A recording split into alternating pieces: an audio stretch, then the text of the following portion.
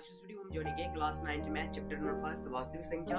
और वास्तविक संख्या में जितना भी उनका परिभाषा है, बेसिक फॉर्मूला और बेसिक परिभाषा, उन सारे बेसिक परिभाषाओं के बारे में जोड़ेंगे इस वीडियो में। तो चलिए वीडियो को शुरू करते हैं दोस्तों। यहाँ पे जो पहला है प्राकृत संख्या, पूर्ण संख्या, पूर्णांक, सम, विषम, अभाज्य, भाज्य, परिमेय, अपरिमेय और वास्तविक। ये सारा इसका जो मेन परिभाषा है। प्राकृत संख्या का मतलब होता है दोस्तों गिनती की संख्या को प्राकृत संख्या कहते हैं। और हम सब जो है बचपन से ही गिनती गिनते आते हैं। वो जो गिनती गिनते हैं 1 से 1 2 3 4 ऐसे करके उन्हीं को हम कहते हैं प्राकृत संख्या। और ये है उसका डिफिनेशन, जैसे कि शुरुआती होता है 1 से। सबसे छोटी प्राकृत संख्या अगर की जाए तो हो जाएगी 1, सबसे छोटी प्राकृत संख्या 1। और सबसे बड़ी प्राकृत संख्या की बात की जाए तो यहाँ पे लिखे हैं ATC, यानी कि इत्यादि या फिर आदि, जिसका कहते हैं जिसका कोई अंत बिंदु ना हो, उसे हम कहते हैं अनंत। और इसमें बोलेंगे प्राकृत संख्या में सबसे बड़ी प्राकृत संख्या अनंत, सबसे छोटी प्राकृत संख्या 1 और सबसे बड़ी प्राकृत संख्या अनंत। अनंत का यहाँ पे लिखा है अनंत, इस तरह से। अनंत का मतलब होता है जिसका कोई अंत बिंदु ना हो। दूसरा पॉइंट है पूर्ण संख्या। पूर्ण संख्या क्या होता है?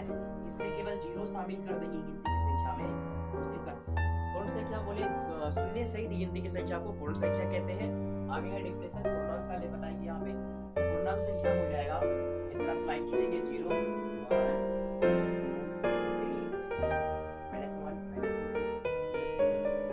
पूर्णांक संख्या क्या होता है दोस्तों कि इसमें 0 है और प्लस वाला भी पॉइंट है और माइनस वाला भी पॉइंट है।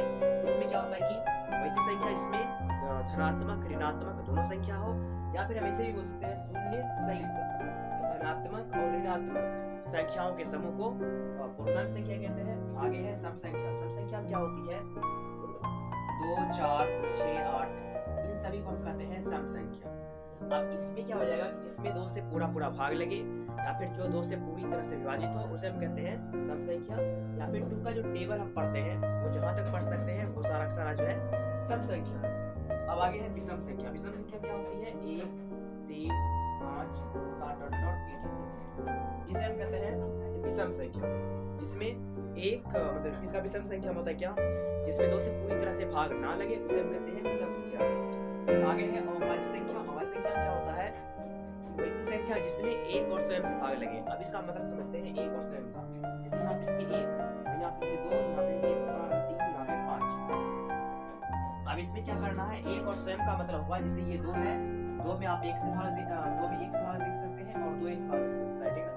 इसको हम कहेंगे अभाज्य संख्या। जैसे यहाँ पे 3 लिखे हैं, 3 में भी 1 से भाग लगेगा और 3 से भाग लगेगा। 3 है वो स्वयं है, यानी कि 1 से भाग लगा, जिसे परिभाषा में बोलते हैं कि वैसी संख्या जिसमें 1 और स्वयं से भाग लगे। 1 हो गया और स्वयं का मतलब 3 से भाग लगना चाहिए, इसका मतलब यही होता है। और यहाँ पे जैसे यहाँ पे अगर 5 लिख दिए, इसका मतलब क्या? 1 और 5 से भाग लगना चाहिए। अगर गलती से भी 3 या 4 से लग जाए तो ये है अभाज्य संख्या नहीं कहलाएगी। तो आगे समझते हैं भाज्य संख्या के बारे में। भाज्य संख्या का डिफिनेशन हो जाता है वैसी संख्या जिसका 2 या 2 से अधिक गुणनखंड निकले, उसे कहते हैं भाज्य संख्या। इसका एग्जांपल हम यहाँ पे लिख सकते हैं 4 6 8 etc। अब कैसे होगा उनके बारे में समझते हैं। और यहाँ पे 4 लिखे, ये 1 के भी टेबल में आता है और 2 में भी और 4 में भी। इसका 2 या 2 से अधिक गुणनखंड निकला, इसलिए इसको कहते हैं भाज्य संख्या। आगे है परिमेय संख्या, उनके बारे में समझते हैं।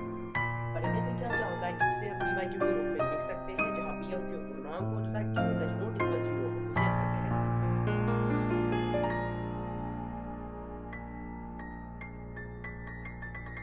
ये है परिमेय संख्या। और परिमेय क्या हो गया? जैसे इसका एग्जांपल जिसे p/q के रूप में नहीं लिख सकते हैं, उसे हम कहते हैं अपरिमेय। और वास्तविक